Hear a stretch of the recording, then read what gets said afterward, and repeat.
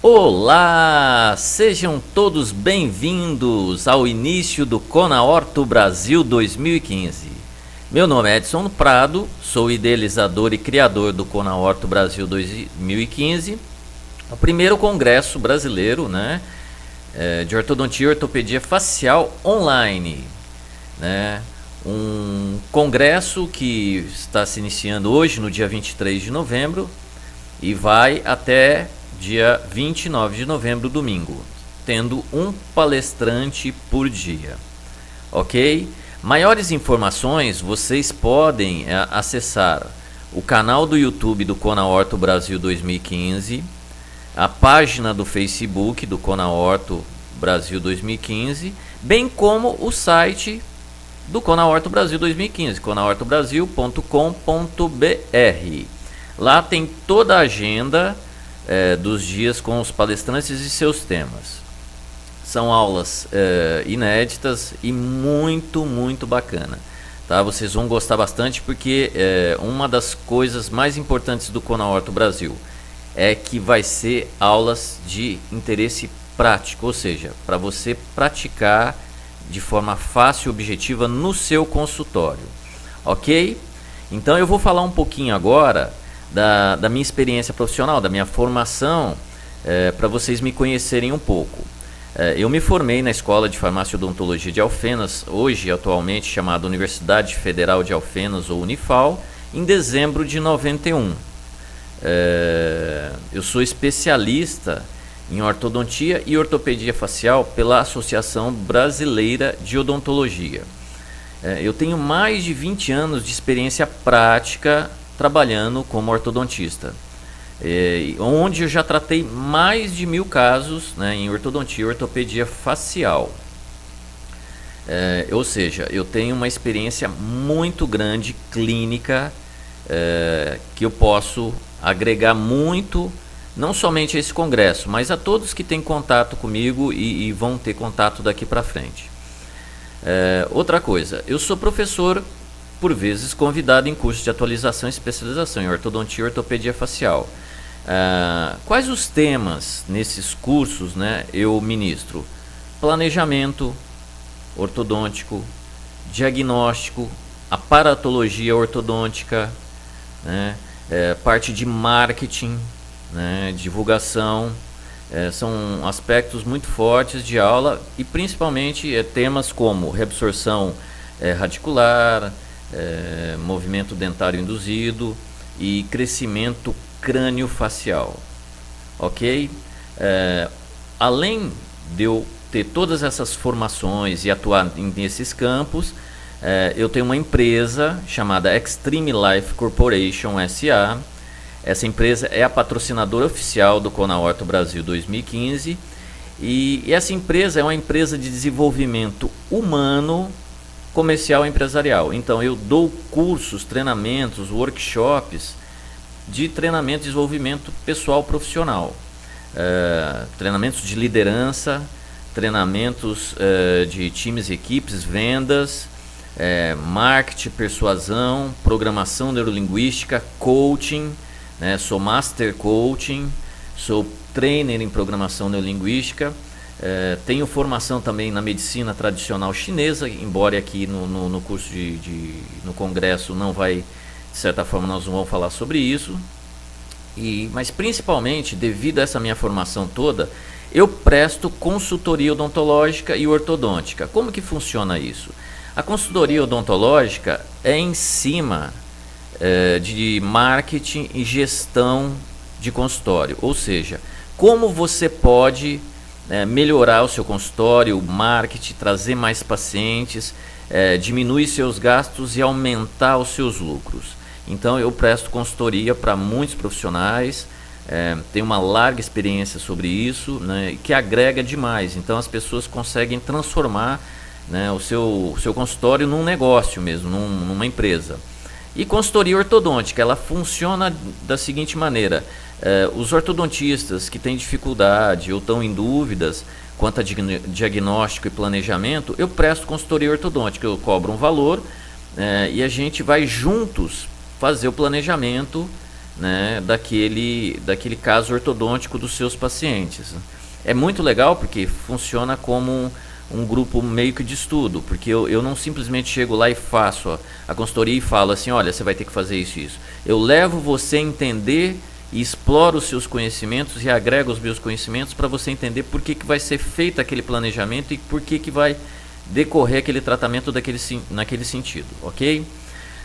Um pouquinho embaixo, eu sou empresário, que nem eu falei, palestrante, eu dou muitos treinamentos no Brasil afora e agora recentemente me tornei escritor, estou lançando meu primeiro livro, né? Mas também não tem a ver com odontologia, é com desenvolvimento humano, tá ok?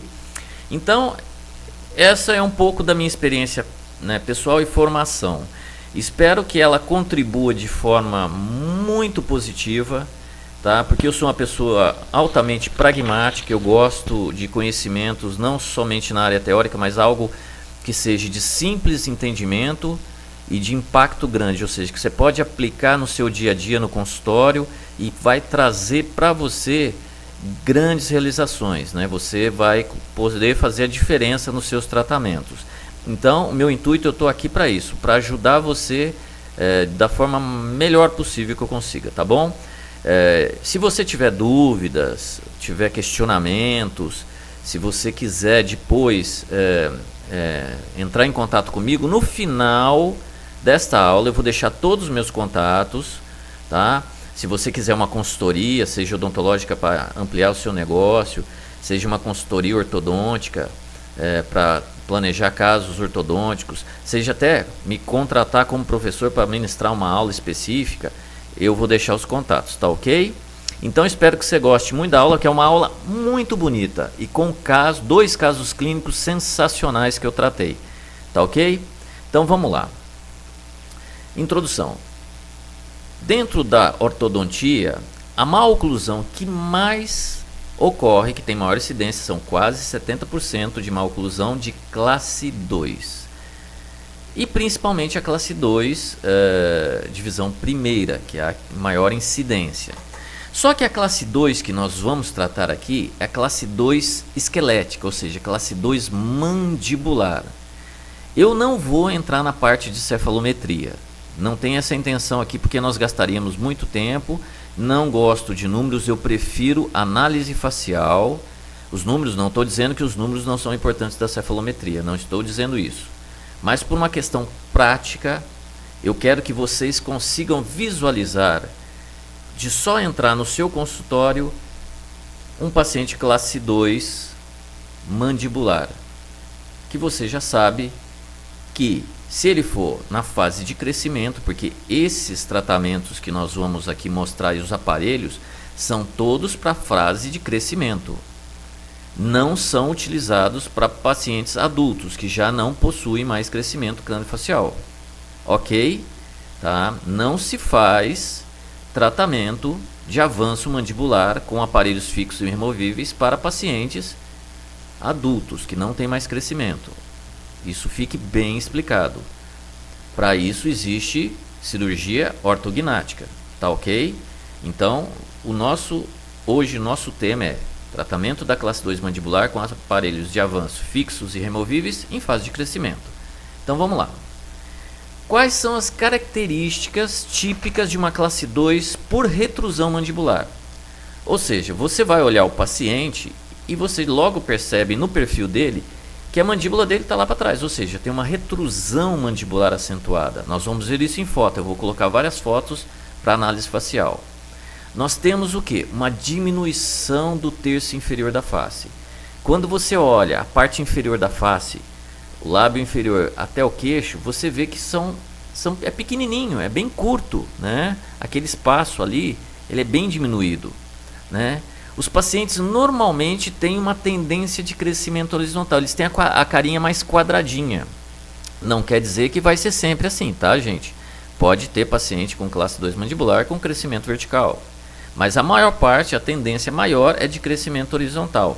Tanto que você visualiza um músculo masseter muito forte, muito, né, potente ali na região posterior da mandíbula. E uma sobremordida exagerada. Quando você vai fazer a análise clínica da mordida desse paciente, ele tem uma sobremordida, ou seja, muitas vezes até é tão exagerada que os dentes superiores eles cobrem totalmente os inferiores, tá ok? Então vamos lá, olha lá no perfil facial. Se vocês olharem, você pode ver, esse paciente aqui, ó, ele tem um perfil muito bom, é um paciente, né, que tem um perfil bom, o ângulo nasolabial dele, olhando sem analisar cefalometria, está dentro dos padrões, porém, olha para você ver, ó, o degrau que já tem aqui, o queixinho está lá atrás. E olha que esse paciente aqui não é um que você bate o olho e você vê que é classe 2, mas não é dos mais típicos, né? Mas ele já denota, você bate o olho e fala assim, não, tem um problema de classe 2 aí. Olha essa paciente aqui, ó. Aqui também, olha para você ver, ó, terço inferior, bem reduzido, o degrau e o restante normal. Aqui mais aproximado, dá para ver bem o degrau e como isso daqui é pequenininho, olha, tá? Uma retrusão, né? Diminuição desse terço. Olha outro paciente, masculino agora também, provavelmente com birretrusão, o ângulo nasolabial dele aqui já está um pouquinho mais aberto, tá? Mas também aqui, ó, o degrau já não é tão, porque por causa da retrusão mandibular, maxilar que ele deve ter possivelmente. Mas aqui também, ó, o queixinho bem lá atrás, tá ok? Isso nós estamos falando de análise facial, tá? Você bateu o olho no paciente e já... Aqui, uma paciente melanoderma, tá? Da raça negra, né?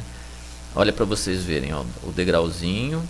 E quando você manda ela protruir, ou seja, morder de topo, você vê que o perfil dela fica muito bonitinho. Olha a diferença, ó, aqui... Com avanço, você mandou ela avançar a mandíbula, né, morder de topo, e aqui normal. Uma pacientinha feminina agora, né, o ângulo nasolabial está dentro dos padrões normais, olha lá, ó, o degrauzinho e o queixo bem retraído. A gente costuma falar, ela até lembra agora, o padrão Noel Rosa, né, quem lembra do Noel, o famoso Noel Rosa, né, aquele queixinho pequenininho lá atrás, é bem aquele padrão, tá, gente? Agora 3 aqui, ó. Você pode ver que são pacientes todos novos em fase de crescimento, ó. Um paciente melano, tá? Um paciente caucasiano, olha para você ver o queixinho, sulcumento labial bem profundo, e uma de origem mais europeia, olha para vocês verem, ó. São três características de classe 2 mandibular, por análise facial, bem diferentes, né? Então, quais são os efeitos compensadores que a classe 2, né, por retrusão mandibular, ela tem de característica quando você olha? Ou seja, o mento começa a ficar pronunciado. Olha aqui, olha o tamanho do mento, ó. A pessoa parece que é queixuda, mas não é.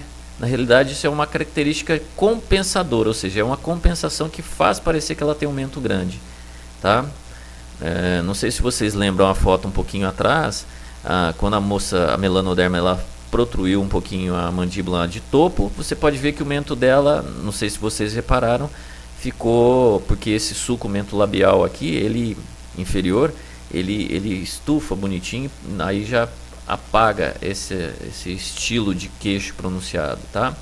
O lábio inferior localizado atrás dos incisivos é muito comum, vocês vão ver, tem um caso clínico bem típico, que o lábio inferior fica atrás dos incisivos, às vezes denotando até o que? Um dentinho de coelho. Às vezes um ortodontista mais desavisado, quando vê aquele dentinho de coelho e não tem muito conhecimento, eu já vi isso acontecer muito na minha vida profissional.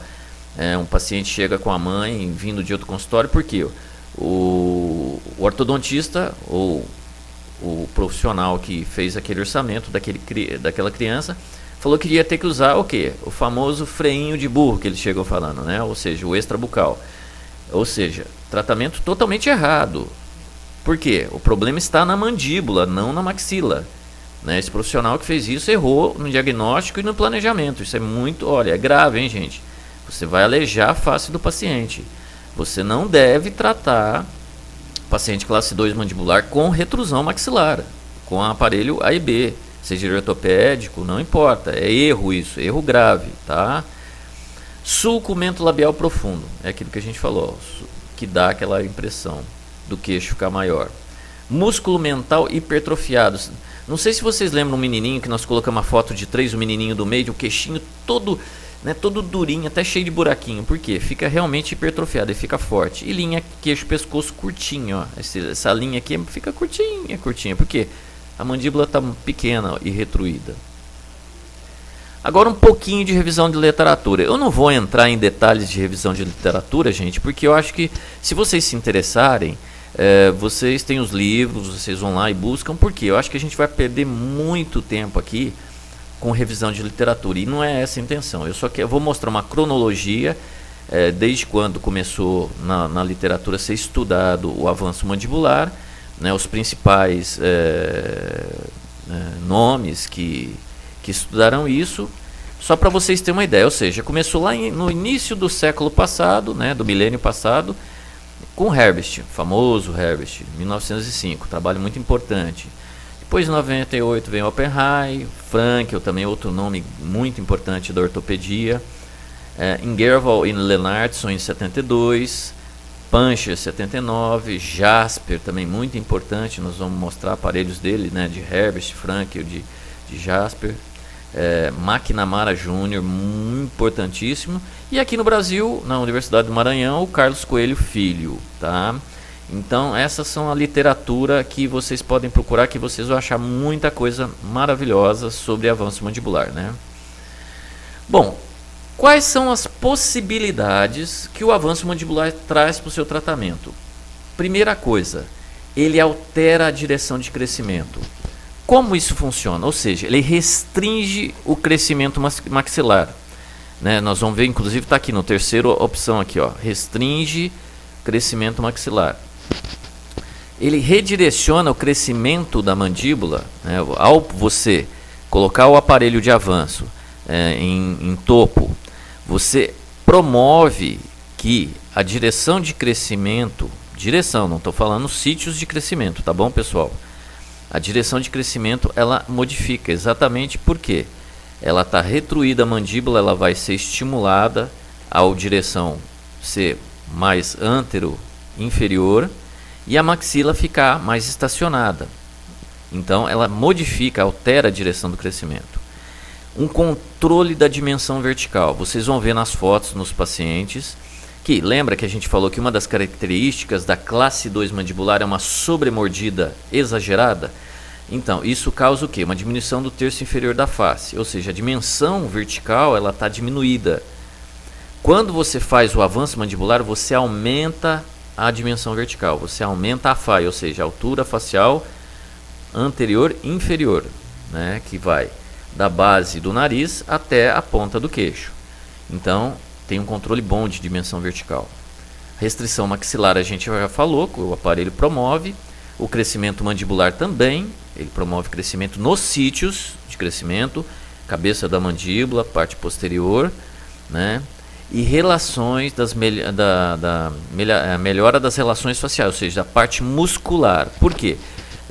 Você viu que o sulco mentolabial ele é profundo, ele pronuncia o queixo. Ao avançar esse sulco mentolabial, ele fica normal, o queixo parece normal, a mandíbula protruída, ela promove uma acomodação melhor dos músculos, né? Inclusive vocês vão ver nos pacientes que eles melhoram muito a expressão. Às vezes eles têm uma expressãozinha, é muito comum às vezes o paciente classe 2 mandibular ter a apneia do sono, tá, gente? Ronco e principalmente respiração bucal. Por quê? Porque a língua acaba se projetando para dentro da garganta, ou seja, ela atravessa ali e fica posicionada, principalmente na posição de repouso ali, o que dificulta a respiração do paciente. Então, além do aparelho de avanço ser um excelente tratamento ortodôntico e esquelético, ele também ajuda muito na melhora de condição respiratória do paciente. O paciente, você vai ver, vão conseguir ver selamento labial, porque normalmente eles têm dificuldade. Modifica a respiração bucal para a respiração normalmente apenas nasal, devido a todas as melhoras que tem no próprio tratamento do avanço, tá ok? Então aqui, ó, uma paciente com classe 2 mandibular típica, e aqui quando a gente mandou ela protruir um pouquinho, o lábiozinho dela ficou aqui, mas olha para você ver como melhora aqui, ó, o sulco mentolabial lemon. Essa daqui é uma discreta ainda, tá, gente? Mas, ó, melhora bastante, ó. Olha para você ver aqui, ó. Você vê a parte mais profunda aqui, aqui já não tem tanto, né? O olhinho mais caidinho aqui já não parece mais cheinho. Então melhora bastante, tá? Olha aqui, ó. Agora, antes do avanço e com o avanço, tá? Por enquanto a gente está pedindo só para o paciente avançar, para a gente ver qual a modificação, até para bater foto, para mostrar para ele. Olha, olha, explicar, né? Olha, não podemos tratar maxila, porque às vezes tem muitos infelizmente maus profissionais aí que falam que tem que usar o aparelho extrabucal, e você mostra, oh, não, o teu caso é esse daqui. E às vezes a pessoa, você fala, oh, se você extrair, você vai mostrar todo o perfil facial, como vai ficar, porque tem pacientes que não querem usar, né? Aí você tem que mostrar as outras alternativas. Limitações do avanço mandibular. Ele tem limitações que causam alguns probleminhas, mas nada tão complicado. Mas vamos lá. Ele pode causar mesilização dos dentes inferiores. Pode, não quer dizer que vai. Para isso, vocês vão ver um pouquinho, a gente vai falar na aula, mas eu já adianto aqui. Para isso, vocês vão ter que conseguir trabalhar com arco retangular, porque vocês vão ter que saber, principalmente nos aparelhos de avanço fixo, saber da torque lingual anterior. Por quê? Porque ele tende a vestibularizar os incisivos, tende a jogar esses dentes inferiores para mesial, ou seja, vestibularizar eles. E isso não é bom, porque além de o ponto NB deles aumentar muito, né, o ângulo dos incisivos aumentar muito, isso pode ser um problema depois para você relacionar a arcada superior com a inferior. Então, isso é uma das limitações. Ele é só usado, infelizmente, em fase de crescimento, como eu já tinha havido falado antes. Então, não se usa avanço mandibular, tá, em paciente que já terminou o crescimento. Você pode perguntar, doutor Edson, mas de que idade a que idade se recomenda? Se vocês lembram do gráfico de crescimento crânio-facial, né, a menina, quando tem a primeira menstruação amenarca, ela está no ponto máximo de crescimento crânio-facial, ou seja, 6 meses antes até 6 meses depois é o ponto ideal para usar esses aparelhos. Depois, o crescimento ele continua, mas ele decai muito. Então, eu falo assim, como as meninas hoje elas estão, eu já cheguei a ter pacientes agora recentemente com 10 anos já tendo menarca. Então, as meninas, elas encerram esse crescimento antes dos meninos. Então, as meninas é um pouco mais complicado. Então, você tem um limite de tempo menor. A partir do momento que você identifica o problema e que o paciente está disposto a usar, você já entra com a terapia. Eu já tive paciente mulher feminina com 15 anos que eu consegui, mas ela tinha mandei tirar índice carpal, né, radiografia carpal para ver o índice de crescimento das falanges, aquela coisa. Então, eu consegui o tratamento e ficou sensacional. Mas ela permitia. Então, gente, vocês estão em dúvida, está numa idade limite, às vezes 13 já é limite, 14 é bem limite, 15 então, olha, raríssimos casos. Então você pode, se tiver em dúvida ainda, querendo não passar, falar assim, ó, vai ter que entrar para cirurgia, né, que é uma coisa que às vezes assusta um pouco os pais e a própria criança ou adolescente, pede o índice carpal, mas olha, se você olhar, a menina foi aquela menina grandona, já toda desenvolvida, parecendo mulher, não precisa nem pedir índice carpal, né, gente? Já sabe que aquele tratamento de classe 2 é com avanço com cirurgia. Pronto. Tá? Então essa é uma das limitações, só usado em fase de crescimento. Os meninos, eles desenvolvem, mas você também vai olhar. É um meninão mais grandão, sabe que vai ter pouco crescimento ou quase nada. Normalmente até 13 anos, às vezes alguns 14, vai bem. Menina um pouco menos, tá? Rotação mandibular no sentido horário com o aumento da faia. A gente já falou, toda vez que você avança, aumenta. E isso promove uma rotação da mandíbula no sentido horário, né? Por um lado, isso é bom, porque ele vai aumentando a faia e você corrige a sobremordida. Mas, por outro, ele traz essa rotação de mandíbula no sentido horário, se o crescimento já for vertical, vai aumentar, vai alongar um pouco mais e pode até dar um sorrisinho mais gengivoso, então tem que tomar um pouco de cuidado com isso, tá? Mas normalmente Se for para o bem do paciente, são coisas que são limitações, não são impedimentos, tá ok? Alterações pós-tratamento. Você já fez o avanço. Fez o avanço.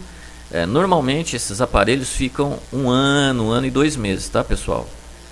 É o máximo de tempo aí. Lógico, os fixos é mais fácil você controlar. Os removíveis você vai aprender a observar quando o paciente está usando ou não. E a gente vai dar a dica bem legal daqui a pouco na aula. Então, quais são as alterações pós-tratamento do avanço? Volta às taxas normais de crescimento, ou seja, você redirecionou o crescimento, né, acelerou o crescimento. Quando você tira aquele esforço, ele volta às taxas normais. Isso é algo absolutamente normal, tá bom? Recidiva da correção dentoalveolar. Lembra que a gente falou que dos problemas do avanço mandibular é a mesilização ou vestibularização dos dentes inferiores? Então, se você coloca aquela força muito grande, principalmente nos aparelhos fixos de avanço, e ele mesilizou muito, você não teve um controle, porque você tem que conjugar todos os dentes e manter um bloco muito unido com arco retangular, tudo muito unidinho. A hora que você tirar vai recidivar a correção dentoalveolar e o que vai acontecer? Puf, volta a classe 2, não completamente, mas um pouquinho, porque por isso que a gente vai te ensinar como montar esse Bionator, né, ou os aparelhos que nós vamos indicar aqui, ou o próprios fixos de avanço, para evitar essa recidiva. Nós vamos dar as dicas todas um pouquinho mais para frente na aula. 90% da recidiva ocorre nos 6 primeiros meses. Se passou 6 meses e você não vê recidiva, não vai ocorrer. Vocês vão ver no caso clínico, que eu vou mostrar show aqui, 1 ano depois, que não deu recidiva nenhuma. Show. Tá? E a estabilidade esquelética se deve à melhoria da oclusão, ou seja, uma oclusão excelente, ela ajuda a estabilizar a parte esquelética. Ok? Efeitos do aparelho de avanço mandibular na ATM. Esse é uma grande dúvida de muitos profissionais, principalmente quando eu estou dando essa aula. Causa sintomatologia dolorosa? Não em todos os pacientes, mas ela causa um grande desconforto. Pode haver dor sim, tá?